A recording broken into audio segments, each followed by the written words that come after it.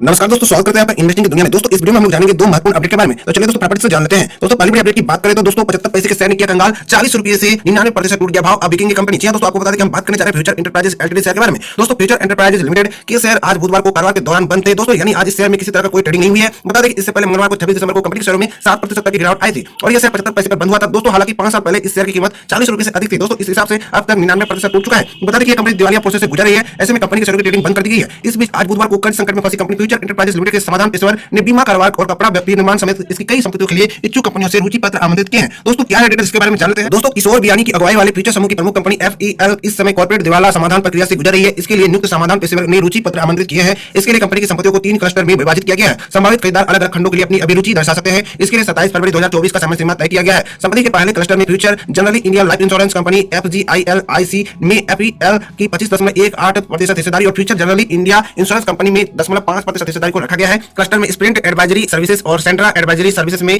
FEL को 49.81% हिस्सेदारी भी शामिल है। इन दोनों विशेष प्रयोजन कंपनियों के पास पहले FGILIC और FGIIC की जारी और चुकता शेयर पूंजी का 44.88% हिस्सा था। दोस्तों दूसरे क्लस्टर में दो कंपनियों अपोलो डिजाइन एंड अपरेल्स और Gold Mohur Design and Apparels में FEL की 39% हिस्सेदारी रखी गई है। कंपनी का इन दोनों कंपनियों में निवेश है और इन दोनों मिलों के पुनर्गठन और विकास के लिए राष्ट्रीय वस्त्र निगम के साथ एक संयुक्त उद्यम में प्रवेश किया है। तीसरे क्लस्टर में FEL की एक विशिष्ट इकाई है और इसमें पहले एवं दूसरे क्लस्टर में उल्लिखित संपत्तियां नहीं है। इसमें निर्माण इकाइयां भी है जो महाराष्ट्र में तारापुर पालघर और कर्नाटक में माधेपुरा बेंगलुरु में स्थित है। पहले क्लस्टर के लिए संभावित आवेदक के पास न्यूनतम वास्तविक शुद्ध संपत्ति 100 करोड़ रुपए होनी चाहिए, जबकि दूसरे और तीसरे क्लस्टर के लिए मानदंड 20 करोड़ रुपए रखा गया है। FEL के खिलाफ राष्ट्रीय कंपनी विधि न्यायाधिकरण की मुंबई पीठ ने 27 फरवरी 2023 को एक परिचालन लेनदान की याचिका स्वीकार करने के बाद कर्ज समाधान प्रक्रिया शुरू करने की मंजूरी दी थी। खबरों के मुताबिक फ्यूचर एंटरप्राइजेस ने नवंबर तक वित्तीय लेनदारों के करीब 13,500 करोड़ रुपए के दावों को स्वीकार किया है। FEL विनिर्माण व्यापार परिसंपत्तियों के पट्टे और लॉजिस्टिक सेवाओं की व्यवस्था में लगी रही है। दोस्तों यह फ्यूचर समूह के लिए खुदरा बुनियादी ढांचे के विकास से जुड़ी रही है। अगली बड़ी अपडेट की बात करें तो शेयर म्यूचुअल फंड में पैसा लगाने वालों को राहत। सेबी ने लिया बड़ा फैसला। दोस्तों पूंजी बाजार नियामक संस्था सेबी ने डीमेट और म्यूचुअल फंड खाताधारकों को बड़ी राहत दी है। सेबी ने डीमेट और म्यूचुअल फंड अकाउंट होल्डर्स के लिए नॉमिनी जोड़ने की समय सीमा को अगले साल 30 जून तक बढ़ा दिया है। इससे पहले किसी लाभार्थी को नामित करने या घोषणा पत्र जमा कर इससे बाहर निकलने का समय सीमा 31 दिसंबर तक रखी गई थी।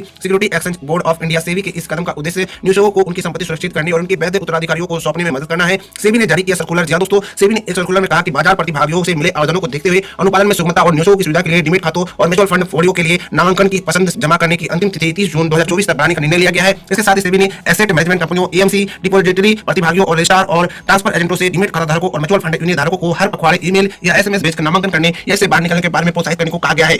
दोस्तों आपको बता दें कि डेडलाइन से चुके तो क्या होगा। तो हालांकि ये पहली बार नहीं है जब समय सीमा बढ़ाई गई है। इससे पहले 30 सितंबर को भी डेडलाइन को सेबी ने आगे बढ़ाकर 21 दिसंबर कर दिया था। दरअसल कई निवेशक समय पर अपना नामांकन पूरा करने में विफल रहे। समय सीमा विस्तार ने उन्हें डेबिट के लिए उनके MF फोलियो या डीमेट खातों को भेज करने की समस्या से बचाया। बता दें कि अगर निवेशक नामांकन प्रक्रिया को पूरा करने में विफल रहे तो वे अपने म्यूचुअल फंड पोर्टफोलियो और डीमेट खातों से पैसे की निकासी नहीं कर पाएंगे। रजिस्ट्रार और ट्रांसफर एजेंट RTA CAMS के आंकड़ों के अनुसार लगभग 25 लाख पेन धारकों ने सितंबर 2023 के अंत तक अपने म्यूचुअल फंड फोलियो के नामांकन अपडेट नहीं किया है।